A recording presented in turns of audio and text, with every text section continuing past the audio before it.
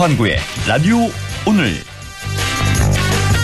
여러분 안녕하십니까, 허환구입니다. 정부가 오늘 하반기 경제정책 방향을 발표했는데요. 종합부동산세 공정시장 가액 비율을 현행 그대로 60%로 유지하기로 했습니다. 부동산 시장 과열에 따른 자산 가격 급등으로 보유세 부담이 급등하자 부동산 세금 감세 카드로 공정시장 가액 비율을 낮췄던 건데요. 지난해 하반기부터 부동산 가격이 급락해 상황은 달라졌죠. 그런데도 종부세 공정시장 가액 비율을 그대로 둔 것은 무슨 이유 때문일까요? 게다가 경기 하강으로 세수가 줄어든 상황이어서 더 걱정입니다. 이렇게 되면 대신 세수 확보를 위해 한시적으로 깎아주었던 다른 세금을 정상화하게 될 텐데요. 이미 자동차 개별 소비세 인하를 지난 6월 말로 종료했고요. 8월 말 종료되는 유류세 한시 인하 조치도 연장되지 않을 가능성이 높아졌습니다. 세수 결손과 재정 긴축이 서민 경제를, 서민들의 생계를 위협해서는 안 되겠습니다. 7월 4일 화요일 라디오 오늘 광고 듣고 시작합니다.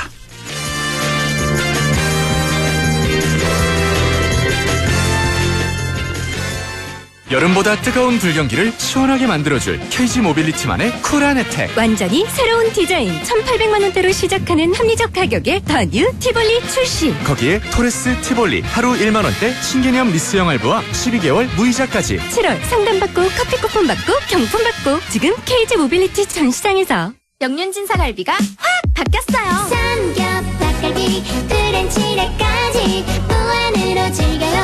명륜진사 갈비 떡볶이 튀김 갈비버거까지 우리 동네 뉴버전 명륜진사 갈비 확 바뀐 뉴버전 명륜진사 갈비. 파견 아닙니다. 우리 나이엔 재산 물려주는 게 걱정이죠. 이럴 땐 상속을 내 뜻대로 하나은행 리빙트러스트. 10년 이상의 신탁 노하우, 전문가의 맞춤 상속 설계, 원금 손실에 유의하시고 투자 전 설명을 청취하세요. 하나 리빙트러스트를 검색해보세요. 네, 라디오 오늘 화요일 순서 시작합니다. 1부 생활 속 법률 문제를 쉽고 명쾌하게 풀어보는 안영진의 쾌도난법, 안영진 변호사와 함께하겠고요. 2부 이슈 오늘에서는 해마다 성장 중인 예천 국제 스마트폰 영화제, 올해도 공모가 시작됐다는 소식입니다. 잠시 후 예천 국제 스마트폰 영화제 신창걸 집행위원장을 연결해서 자세한 얘기 들어보겠습니다. 이어서 최요한의 시사 따라잡기도 준비되어 있습니다. 라디오 오늘 유튜브로도 다시 들으실 수 있습니다. 많은 애청 바랍니다. 네, 안영진의 쾌도난법 시작합니다. 안영진 변호사 어서 오십시오. 네, 안녕하십니까. 안영진 변호사입니다. 네, 자, 안동에 경북도청이 온 뒤로 도청 소재지로서의 위상과 또 주거 여건을 만들기 위해서 여러 관공서가 이전되고 시설들이 이제 들어서고 있는데요. 오늘은 경북 북부 지역에 없는 국제공인 규격의 수영장 건설의 필요성, 그리고 신설 시 거쳐야 되는 법적 절차에 대해서 자세히 알아보겠습니다. 자, 말씀 시작해 주실까요? 네, 오늘 날씨가 참 두덥지근한데요. 예, 시원하게 수영장 말씀드리게 돼서 기쁘게 생각합니다. 예, 생각만 해도 또 시원하네요. 예. 네, 감사합니다. 네, 전국에서 문화 인프라가 취약한 곳을 꼽으라면 경북하고 전남이 꼽히는데요. 네. 경북 중에서도 안동을 포함한 경북 북부가 포항, 김천을 비롯한 남부보다 관련 인프라가 더 취약합니다.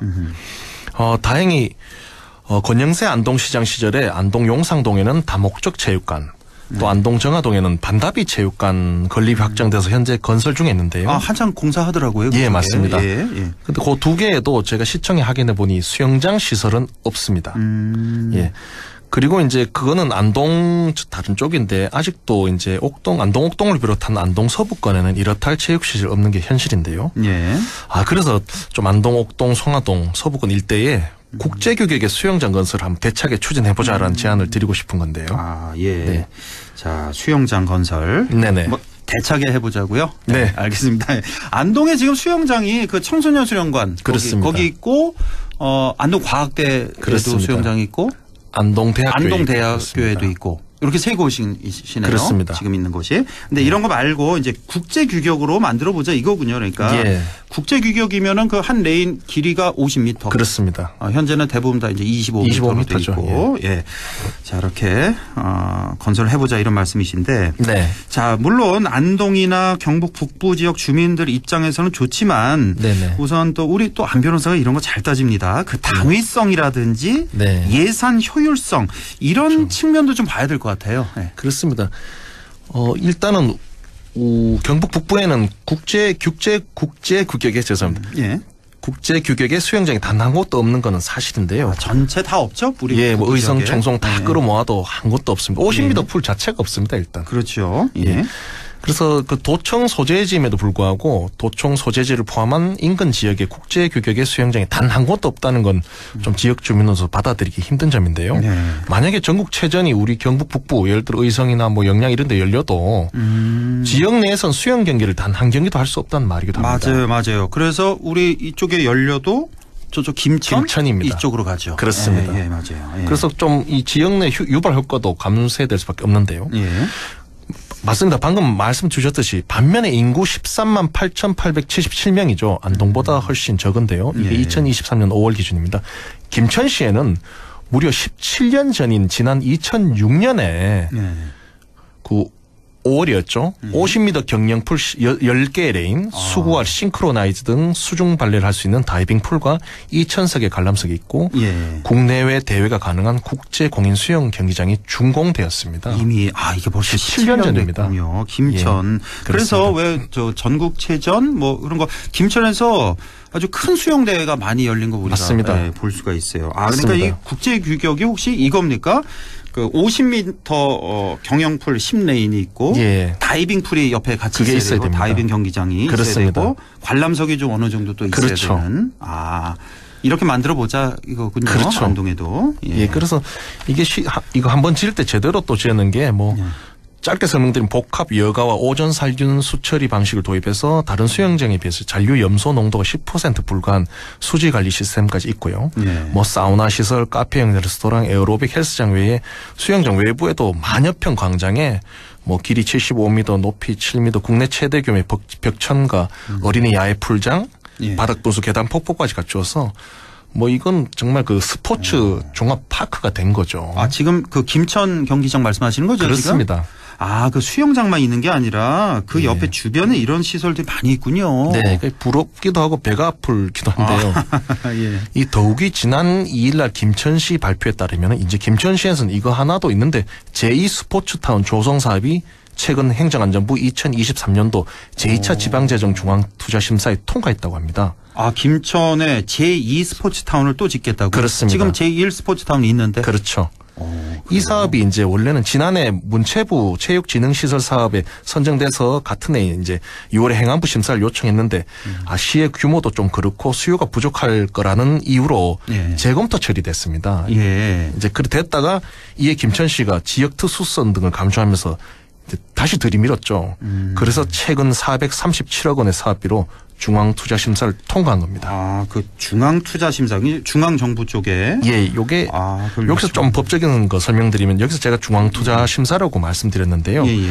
이 지방재정법에 따라서 지자체가 재정을 투자해서 사업을 하기 위해서는 그 재정 투자 규모에 따라서 중앙 또는 시도 또는 자체 투자 심사를 거쳐야 됩니다. 예. 예를 들면 시군구의 사업비 60억 미만의 사업을 하려면은 자체 그 시군구 내에 투자심사위원회를 거치면 되고 예. 만약에 그 60억이 넘는다 또 200억 미만이다 하면은 시도에 설치된 투자심사를 받아야 됩니다. 광역 지자체로 가야 되고. 예, 제가 그 경상북도 재정투자심사위원회라서 이 점은 정확히 아는데요. 예, 그렇게 되고 그걸 이제 사업비, 시도의 사업비 300억 이상이거나 시군구의 사업비 200억 원 이상의 신규 투자 사업은 행자부 산하의 중앙투자심사위원회 심사를 받아야 됩니다. 중앙까지 가야 된다. 그렇죠. 중앙정부까지. 그러니까 규모가 크면 아예 중앙으로 가고 좀 중간이면 도에서 하고 좀 적절하면 너희들이 알아서 하라 이런 식으로 보시면 됩니다. 3단계인데요.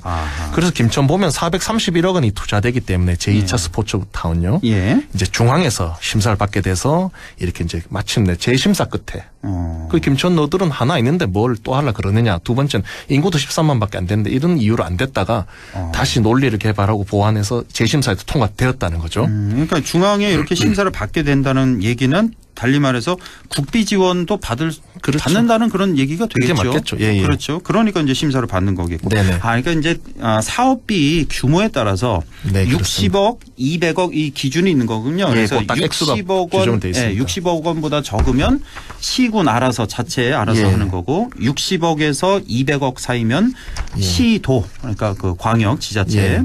200억 원 이상이면 이제 중앙정부까지 이렇게 간다. 예. 아 근데 이 김천에 또 세운다? 이건 좀 저는 반대입니다. 김천에 지금 제2일 스포츠타운이 있는데 예. 우리 경북 북부 지역에 지금 하나도 없는데 이 돈이면 북부 쪽에 하나 세워야 되는 저는 오히려 찬성을 하는 게요. 찬성을 한다고? 뒤집어 생각해보면 좋습니다. 왜요?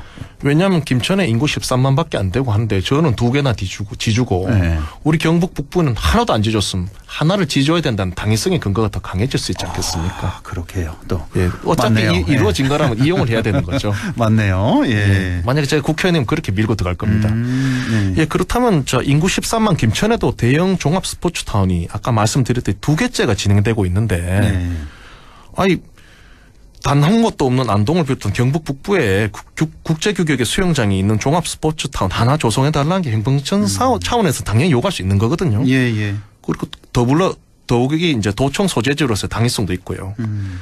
여기 더해서 우리가 낙동강 상류라는 이유로 얼마나 희생을 했습니까? 맞습니다. 그래서 이런 점을 통해서 아까 말씀드렸듯이 김천에 이런 사례를 지렛대 삼아서 중앙투자심사위원회 가서 충분히 설득이 가능하다는 말씀이죠. 그래서 그러니까 현실성이 있다는 겁니다. 국제 규격의 수영장은 당연히 200억 원 이상 사업이 되겠네요. 돈 많이 그렇죠? 듭니다. 많이 들죠. 예전에 김천에 첫 번째 할 때 350원 들었고 350억. 그 옛날에 17년 전에 350억 들었습니다. 지금 뭐 500억 이상 들겠네요. 예.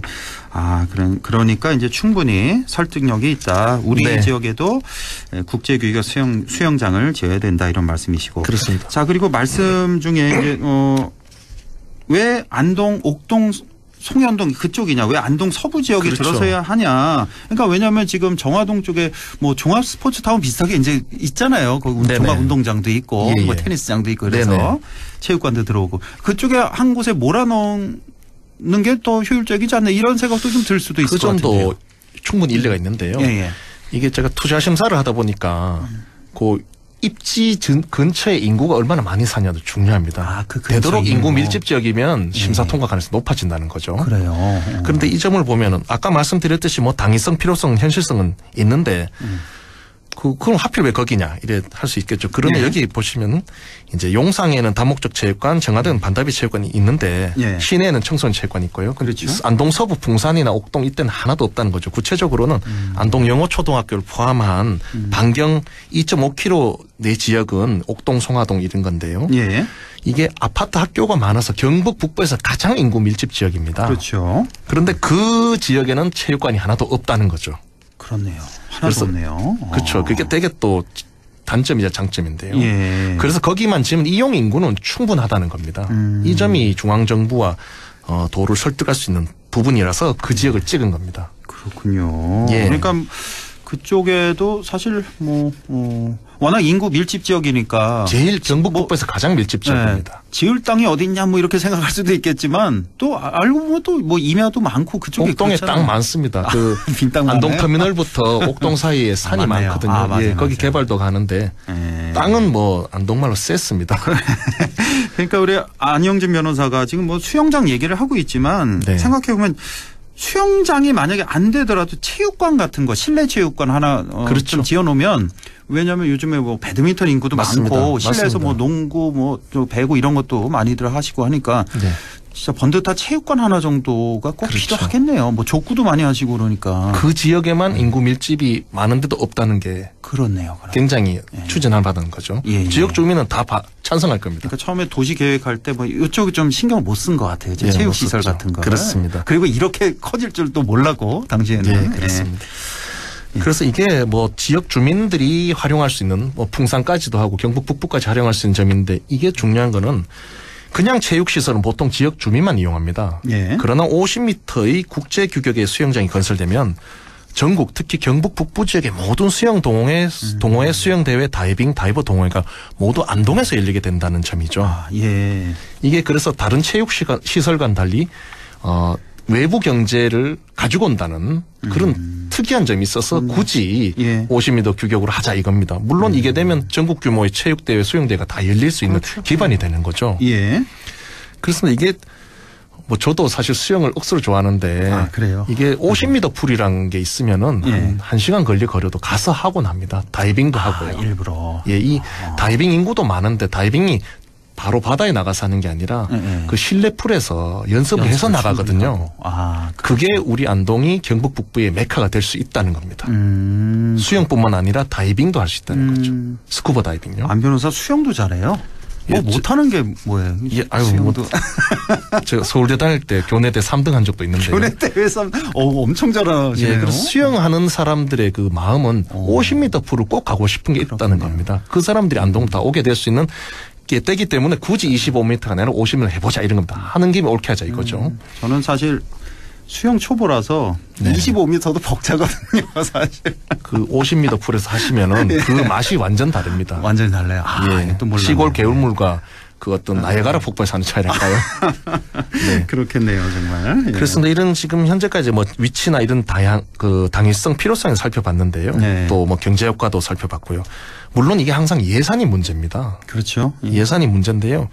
뭐 인구 13만의 김천은 17년 전에 벌써 350억 들여서 국제 규격의 수영장 포함된 제1차 스포츠동을 건설하고 현재 또 430억 또 들여서 2차 스포츠동을 건설하고 있는데요. 그것만 봐도 그렇고 안동시 왜 안 되겠습니까? 예. 또 안동시는 관광문화 거점 도시로 선정돼서 5년간 총 한 1,000억 원 받는다고 합니다. 그렇죠. 그게 이제 한 몇 년 전 기사에 난 적이 있는데요. 예, 이런 돈을 이제 흩뿌려 쓰기보다는 또 뭐 길에 뭐 또 꽃 심고 이런 것보다는 또 뭐 저 멀리 골짜기에 박물관에 컨벤션 센터에 또 막 투입하는 거 그거보다는 컨벤션 센터 얘기 또 나왔네. 제가 정말 그 감정 많습니다. 거기 요즘에 뭐 항일 의병 컨셉에 뭐 건강검진도 하고 이런 특이한 거 하는데요. 스포츠 종합타운 안동양 하는데 그거는 접어두고 일단. 그런 어떤 흩뿌리고 그냥 쓸데없이 쓰는 것보다는 차라리 또렷하게 국제 규격의 수영장 하나를 옥동, 송화동 또는 안동 서부의 인근에 멋지게 지어 놓으면은 우리 시민들과 후세들이 두고두고 활용하고 우려 먹을 수 있으니 이보다 또 예산 타당성 있는 방안이 있을까 그런 생각이 든다는 겁니다. 그래서 예산 집행할 때 우선순위를 둘만 하다는 거죠. 알겠습니다. 예. 네. 뭐 하실 말씀 다 하신 거죠? 네, 수영에 그렇습니다. 대해서. 예. 자, 안동에 국제 규격의 수영장 꼭 유치해야 된다는 그런 말씀 오늘 들었습니다. 안영진 변호사와 함께했습니다. 고맙습니다. 감사합니다. 네, 라디오 오늘 2부에서 뵙겠습니다.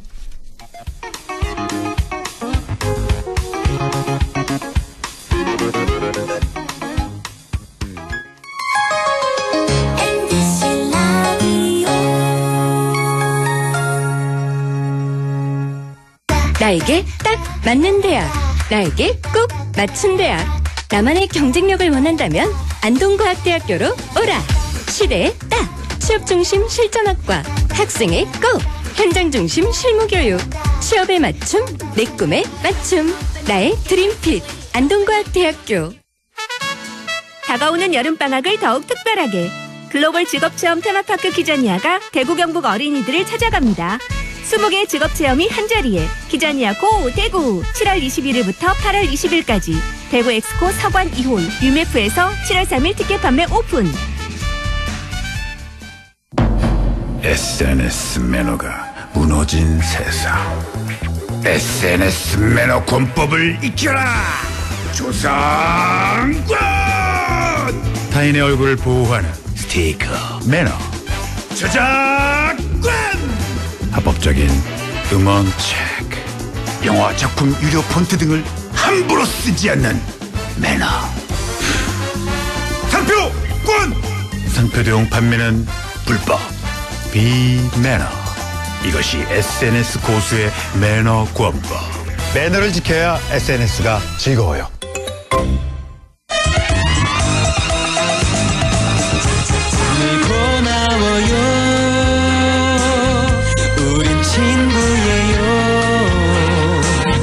함께 노력하는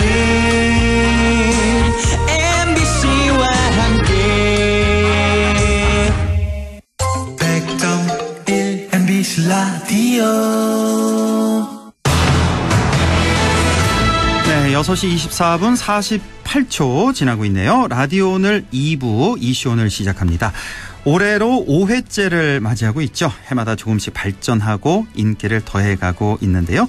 바로 예천 국제 스마트폰 영화제가 올해도 공모를 시작했다는 소식입니다. 자, 예천 국제 스마트폰 영화제 신창걸 집행위원장 연결되어 있습니다. 자, 신창걸 위원장님 안녕하십니까? 예, 안녕하세요. 예, 잘 지내셨죠? 예, 잘 지내고 있습니다. 자, 예천 국제 스마트폰 영화제가 벌써 5회째 접어들었는데요. 올해도 벌써 공모가 시작됐다고요? 예, 공모가 현재 시작되어 현재 작품 접수 중에 있습니다. 예. 본 영화제는 스마트폰으로 촬영된 작품이면 누구나 참여가 가능하고 일반부와 학생부 그리고 시니어부와 예천 노녀부 이렇게 총 4개 섹션으로 구분되어서 예. 작품을 받고 있으며 예. 총 상금은 5천만 원입니다. 네, 4개 부문으로 나눠서 작품을 받고 있다. 예. 자, 올해 공모는 어떤 특징이 있을까요? 시간 제한을 풀었다고 하던데요. 예술총감독과 심사위원회 그리고 조직위원들과 이 예천군청 등 저희들이 심도 있는 논의 끝에 올해부터는 러닝타임 제한을 풀었습니다. 네. 보다 작품성이 높은 작품들을 받고자 하는 어떤 방향성이라고 이해해 주시면 좋을 것 같습니다. 예. 스마트폰으로 제작된 중편, 장편까지도 다양하게 접수가 되어 영화제가 더욱 풍성해질 거라고 저희들이 기대하고 있습니다. 러닝타임 시간 제한을 풀었다. 이게 제 기억이 맞는지 모르겠는데 한 10분 정도였죠? 제한 시간이. 작년까지. 예, 기존엔 10분 이하 미만으로 10분 미만으로 제한을 했었고요. 했는데 예. 그렇게 짧게 해도 되고 중편, 장편 이제 시간 제한이 없어졌다는 말씀이시고. 예, 그렇습니다. 자, 스마트폰 영화는 그 영화 촬영 도구가 이제 스마트폰이라는 것 말고도 영화 소재나 주제 같은 이런 부분에서도 좀 차이가 있을까요? 결론부터 말씀드리면 아무런 차이는 없습니다. 아무 차이가 없다? 예. 똑같다. 감독이나 어떤 제작사의 시나리오 검토, 그리고 주제성 확보나 소재 배우 캐스팅 등 어떤 특정 제한이 없으며, 예.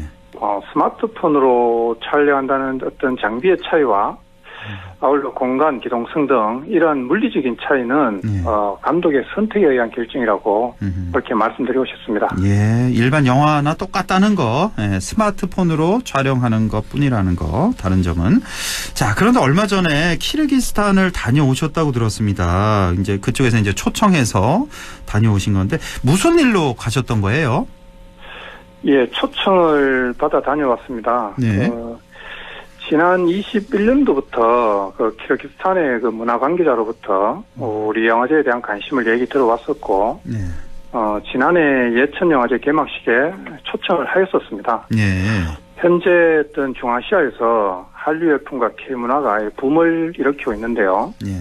이런 상황에 우리 영화제를 벤치마킹하여 키르기스탄 국제 스마트폰 영화제를 개최하기로 결정하였고, 이로 인해 초청이 되어서 자문차 다녀왔습니다. 키르기스탄에도 스마트폰 영화제를 이제 개최하는군요.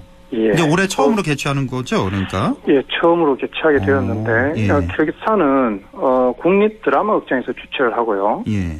자국 문체부에서 후원을 하기로 결정을 지금 하였습니다. 예. 그래서 금년 11월 25일 날 국립 드라마 극장에서 개막식을 가질 그럴 계획입니다. 이때도 앞으로 예.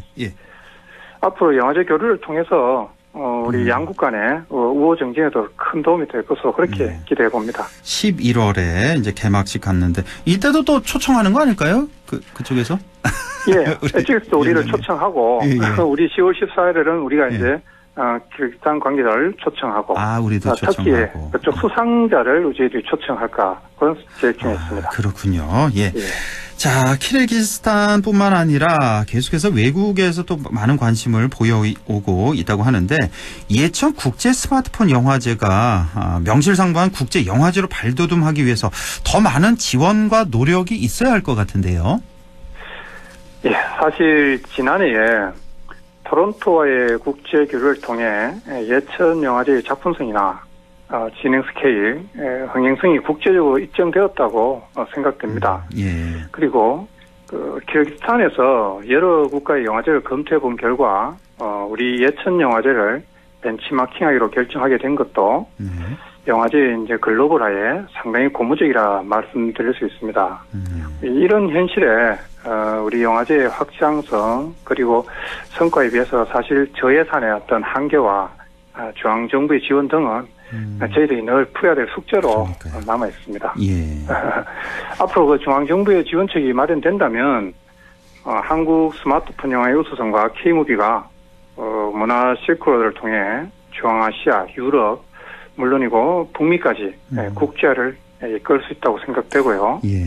그리고 예천이 국제 스마트폰 영화제의 본산이 될 수 있다고 기대해 봅니다. 이 예천 국제 스마트폰 영화제 예산이요. 중앙정부 지원은 전혀 못 받고 있는 거잖아요. 그렇죠. 현재. 네, 현재까지 그렇습니다. 도비는요. 도의 지원은. 도에서는 지원을 좀 해주고 있습니다. 도 지원이 있고 예천 지원도 좀 있나요? 예, 그렇습니다. 예천 지원이 그렇게 도비와 군비로 이렇게 운영을 하시는 거군요. 그리고 이제 자부담하고 이렇게 자부담도 들어가고 진행하고 있습니다. 자, 예천 국제 스마트폰 영화제가 이제 5회째 올해 이제 맞이하고 있는데 지난해 4회까지 배출된 작품이 많이 있을 텐데 뭐 주목해 볼 만한 작품도 많았고요. 그간의 성과는 어떻게 평가해 볼 수 있을까요? 예, 해가 갈수록 상금을 위한 그런 도전 그 이상으로 예천 영화제 노미네이터 그리고 이제 수상의 영광 그런 가치성을 위해 도전하는 감독들이 많아지고 있습니다. 예. 그만큼 예천 영화제 위상 가격이 높아지고 있다는 방증이 되겠는데요. 예. 지난해 2020년도 대상 배우는 우리 영화제 추첨서를 통해서 헐리우드 진출이 성사되었고요. 21년도 대상 감독은 수상의 영광이 자국이죠. 카자흐스탄 자국의 국영 방송을 통해서 대대적으로 이제 취재되고 보도도 되었고, 예. 전년도 대상 작품은 캐나다 토론토 영화제에 특별 추천되어서 영어로 소개되고 상영이 되는 등 많은 성과가 있었습니다. 예. 예천 국제 스마트폰 영화제가 이제는 우수 감독 및 배우들의 훈장이 되고 있는 실정인데요. 네. 그 위상이 해를 걸어갈수록 높아지고 있는 것을 현실적으로 좀 느낄 수 있습니다. 그렇네요. 아울러서 이제 본 작품들은 홈페이지와 유튜브를 통해 감상하실 수 있으니까 네. 청취자 여러분들께서도 꼭 한번 감상해 보시길 바랍니다. 그렇군요. 그러니까 예. 그동안에 뭐 배우, 감독, 작품 다 이제 세계적으로 이제 뻗어나가는 그런 성과가 있었다는 말씀이시고요.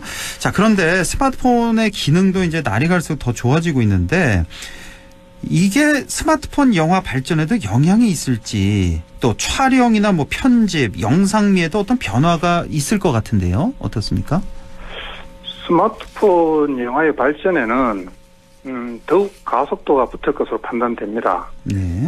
기능이 이제 고도화되고 촬영의 편성은 물론 편집 기능과 그 영상미의 스펙트럼 또한 다양해지고 있어서 표현이 더욱 자유로워질 것입니다. 네.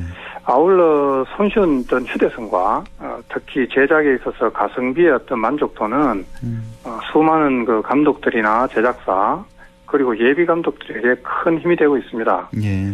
예, 이런 것이 바로 스마트폰 영화의 이제 저력으로 앞으로 더욱더 대중화될 것이라고 생각됩니다. 그렇겠네요. 예. 예. 자, 올해 제5회 예천 국제 스마트폰 영화제 그 공모가 이제 얼마 전에 시작이 됐는데 접수는 온라인으로만 되는 거죠? 접수가? 예, 그렇습니다. 네, 온라인으로만 받고 계시고. 자, 그러면 공모 일정하고 접수 방법 또 향후 일정 쭉 소개를 좀 해 주시죠. 예, 지난 6월 12일부터 시작하여 오는 7월 23일까지 총 42일간 작품을 접수받을 예정이고요. 예. 예천 국제 스마트폰 영화제 공식 홈페이지에 접속하시면 예. 신청서를 다운받을 수 있으며 영상물을 링크 받을 수 있게 작성하셔서 메일로 접수해 주시면 됩니다. 네. 그리고 7월 23일 접수가 마감되면 예심과 본심을 거쳐서 8월 25일 날 수상 작품을 홈페이지를 통해 발표하게 됩니다. 예. 그리고 10월 14일 날 예천 신도시 메가박스에서 작품 상영회가 진행되고요. 야외 특설 무대에서는 개막식 및 시상식이 동시에 진행될 그럴 예정입니다. 예. 예. 청취자 여러분들의 많은 관심과 관람 부탁드리겠습니다. 예, 지금 접수가 지난 6월 12일부터 시작돼서 이제 7월 23일까지 접수하실 예정인데 현재까지 접수 상황은 어떻습니까? 많이 들어왔습니까? 오늘까지. 현재 전년 대비 이제 접수 시작일로부터는 작품 접수가 좀 많이 들어온 편이고요. 작년 대비 많이 현재 들어왔고. 50여 작품 이상이 들어왔는데 저희들 해본 결과 보통 이제 접수 마감일에 많이 몰리니까 그렇겠죠. 아무래도. 현재까지는 접수율이 좀 전년 비해서 좀 많은 편이라고 말씀드리고 싶습니다. 작년 같은 경우는 총 작품이 몇 작품이나 접수가 됐었나요? 작년 702작품이 접수되었고요. 그렇게 많이 접수됐어요. 해외 11개국에서 같이 접수가 되었습니다. 해외에서도 11개 나라에서 접수가 됐고. 맞습니다. 대상 작품은 그 상금이 얼마나 됩니까? 일반부 대상이 저희들이 큽니다. 1,500만 원입니다. 그래요? 총 상금이 5천만 원이고. 총 상금 5천에, 대상 1,500만 원에, 아이고, 올해도 또 좋은 작품 많이 들어왔으면 좋겠네요. 오늘 말씀 잘 들었습니다. 지금까지 예천 국제 스마트폰 영화제 신창걸 집행위원장과 말씀 나눠봤습니다. 위원장님 고맙습니다. 감사합니다. 라디오 오늘에서는 청취자 여러분의 참여를 기다리고 있습니다. 우리 지역에서 발생한 사건 사고 소식이나 함께 토론하고 싶은 내용을 안동 MBC 홈페이지 라디오 오늘 게시판에 올려주시기 바랍니다. 전화와 문자 참여도 하실 수 있습니다. 전화는 851국에 7191번, 문자는 샵 0913번으로 보내주시면 됩니다. 문자는 단문 50원, 장문 100원의 정보 이용료가 있습니다. 여러분의 많은 참여 바랍니다.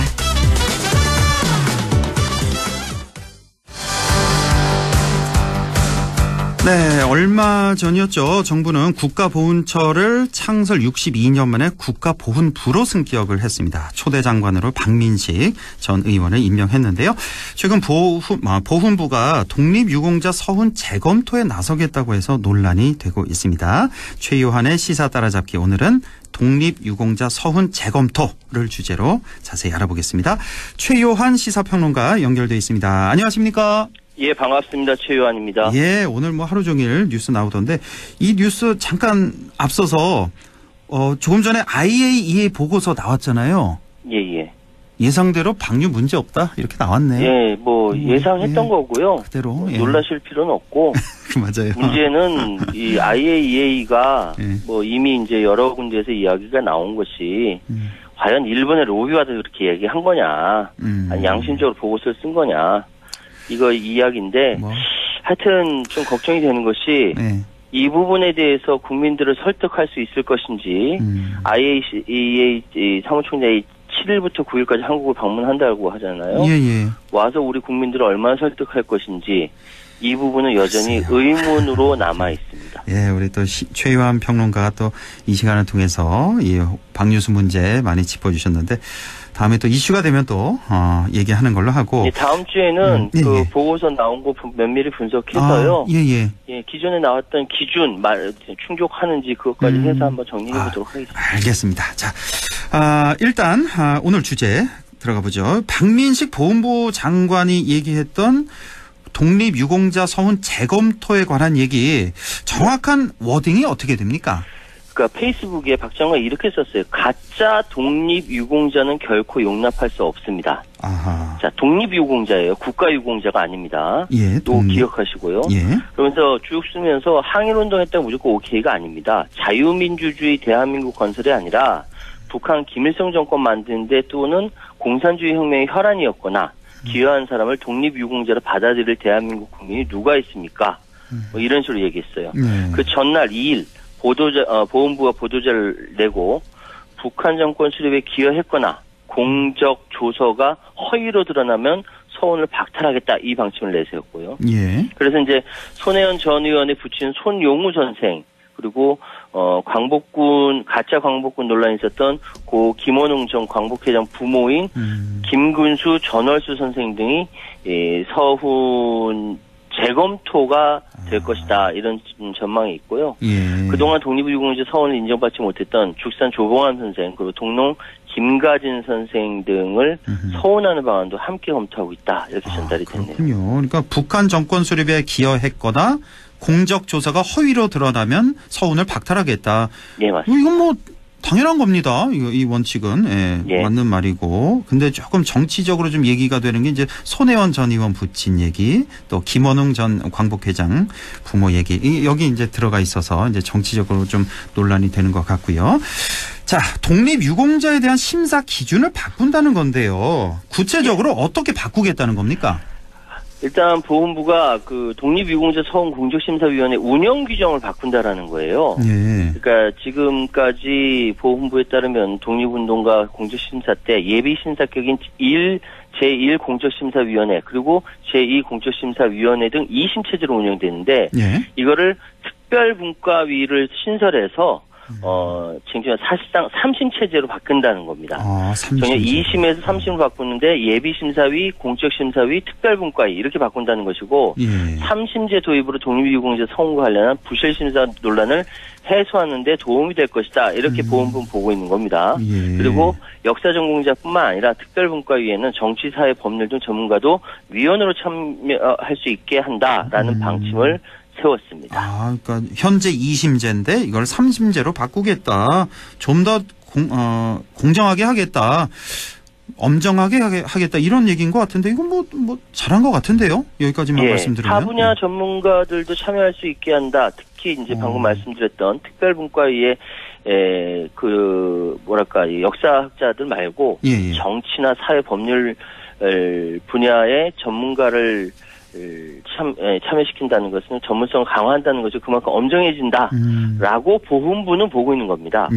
보훈부의 의견입니다. 반대 의견도 있어요. 근데 보훈부 이외에도 논란이 있는 독립운동가에 대한 포상 기준 명확화 그리고 그간 독립운동을 인정받지 못했던 외국인 그리고 자금 지원, 심사 참배 거부 활동 등에 대한 기준 개선, 대국민 공개 검증 절차에 대한 국민 참여 보장 뭐 이런 방침 등을 이야기를 했어요. 그래서 한때 친일 활동을 했더라도 이후 회계에서 독립운동을 한 사람들에 대한 기준도 세울 예정이고 사회주의 독립운동을 한 경우 과연 대한민국을 위해 활동했는지에 대한 명확한 심사 기준을 잡겠다 이렇게 발언했네요. 그렇군요.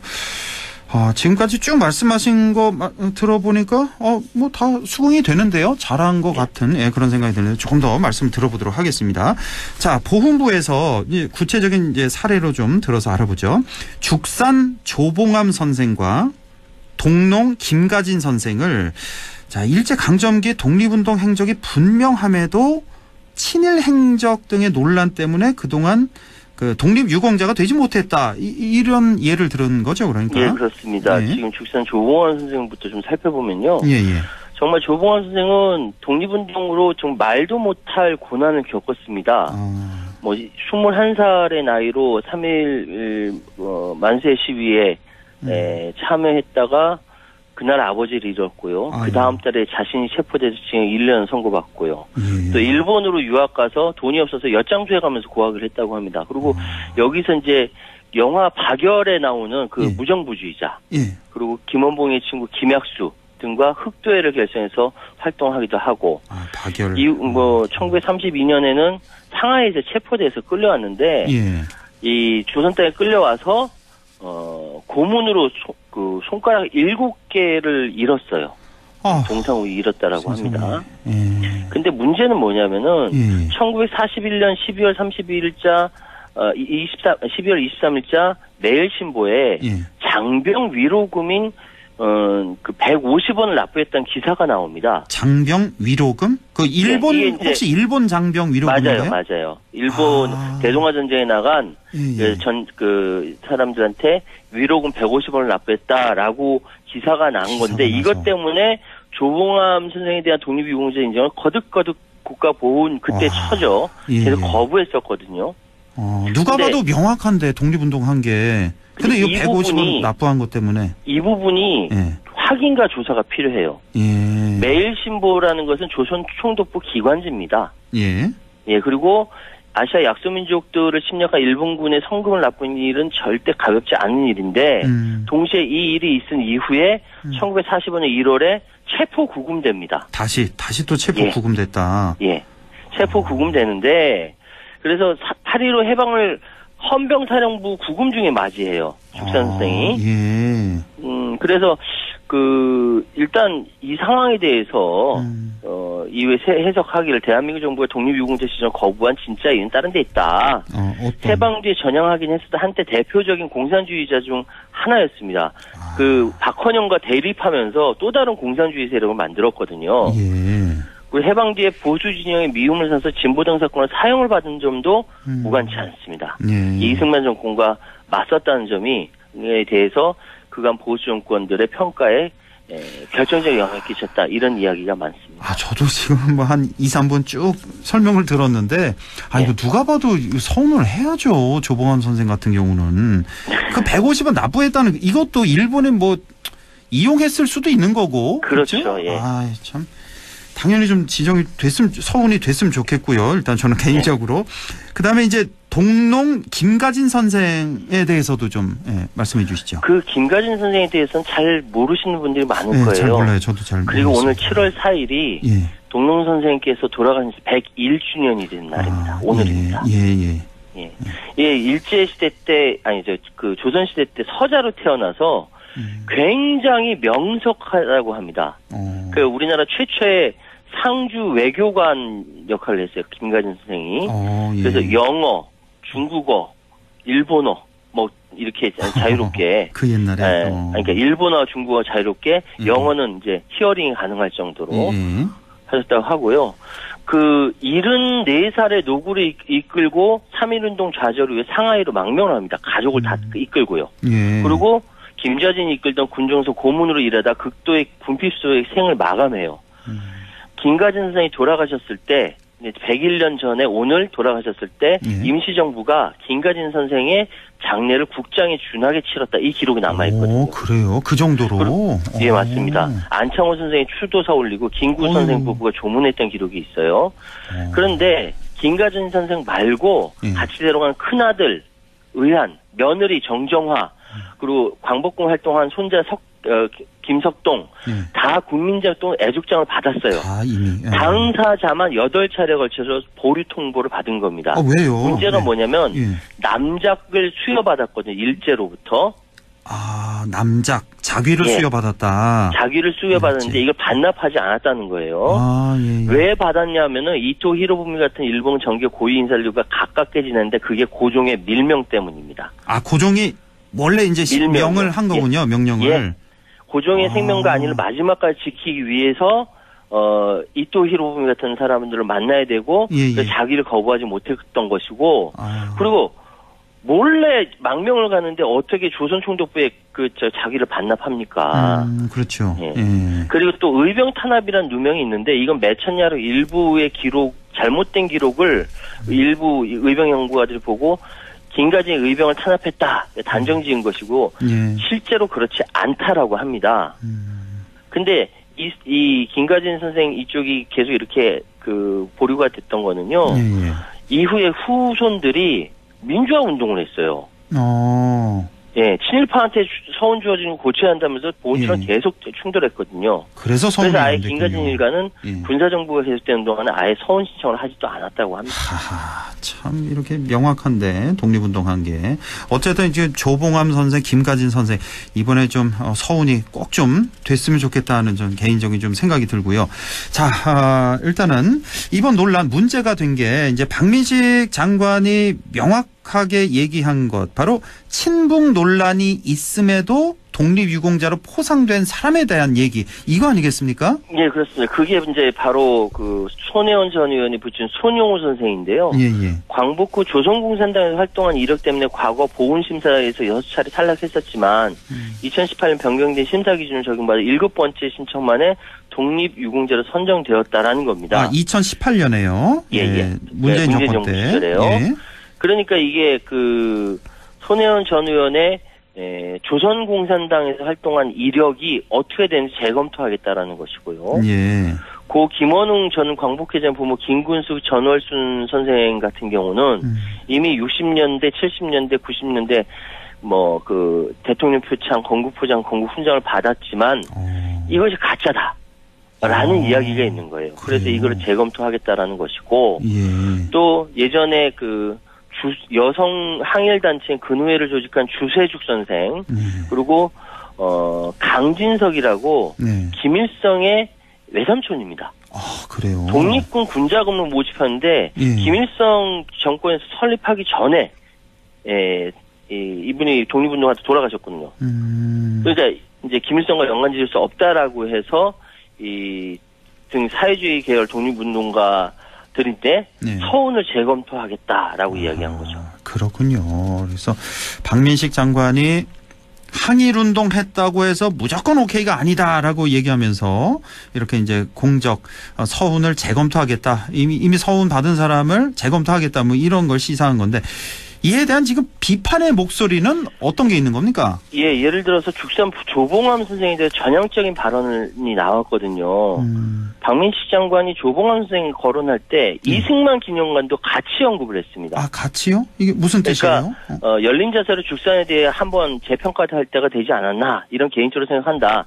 그런 측면에서 누구든지 예외 없이 접근해야 되는데 아울러 이승만 대통령 기념관 문제도 같은 맥락에서 바라볼 필요가 있다. 이승만도 조봉암과 이승만을 함께 언급하면서 이승만 기념관 건립 반대 여론을 약화하려는 의도가 있다.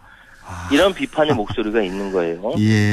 그리고 또 뭐 이 당시 상황을 지금 잣대로 재해서 판단할 수 없다라는 비판도 있습니다. 예를 들어서 신일경찰 노덕술과 약산 김원봉 선생 사례를 들 수 있는데 이 친경찰 노덕술은 독립운동가를 뭐 고문해서 죽이기까지 한 악덕 뭐 대표적인 대표적인 사례인데 김원봉 선생이 노덕술한테 잡혔단 말이죠. 아, 김원봉 선생이 노덕술에게 해방 잡혔어요. 뒤에 잡혔는데 해방 후에? 친일파 청산을 주장하는 이 약산 김원봉 선생의 뺨을 갈겼다, 고문했다, 뭐 이런 얘기도 있어요. 물론 고문하지 않았다는 얘기도 있는데 어쨌든 수모를 당한 거 확실한 것 같아요. 의열단 동지들에게 조국 해방을 위해 일본 놈들과 싸울 때도 이런 수모를 당하지 않았다라고 김원봉 선생이 통곡을 했다라는 거예요. 그리고 부로 넘어갔다라는 것이죠. 아, 그렇습니까? 노덕술은 일제히에 2번 훈장을 받은 사람이고요. 대한민국에서도 화랑훈장, 무공훈장 2번, 충무훈장을 한번 수여받았습니다. 아, 노덕술이 그럼 일제시대 때도 훈장 받고 2번 훈장 받고 대한민국에 3번 훈장 받았어요. 광복 후에도 3번 훈장 받고요. 예, 맞습니다. 말도 안 됩니다, 정말. 이거 해방 후에 우리 이승만 정권이 어땠는지 바로 알 수 있는 그런 대표적인 케이스가 되겠군요. 그렇습니다. 자, 이번에 보훈부 박민식 장관의 보훈 기준 변경에 대해서 자, 우리가 뭐 어떤 생각을 가져야 될까요? 어떻게 평가할 수 있을까요? 일단은 공직심사 기준 재검토를 시사하면서 보훈을 둘러싼 이념 전쟁이 본격화될 것 같아요. 21세기 이념 전쟁이 참 어이가 없는데 그 박 장관 말을 빌리지도 않더라도 북한 정권 수립에 기여했다면 현재 기준으로도 서훈 받을 수 없습니다. 근데 이제 일정 강점기 당시 좌익 활동으로 여겨지는 노동운동 무장투쟁을 하는 인물들도 서훈이 재검토될 수 있다라는 얘기를 했기 때문에 그렇습니다. 그리고 이번 사안의 핵심은 공적심사위원회 물갈이로 보는 사람들이 많아요. 독립운동과 서훈은 고도의 전문성이 요구되는 작업이라서 학계의 연구 성과와 합의가 최우선돼야 되거든요.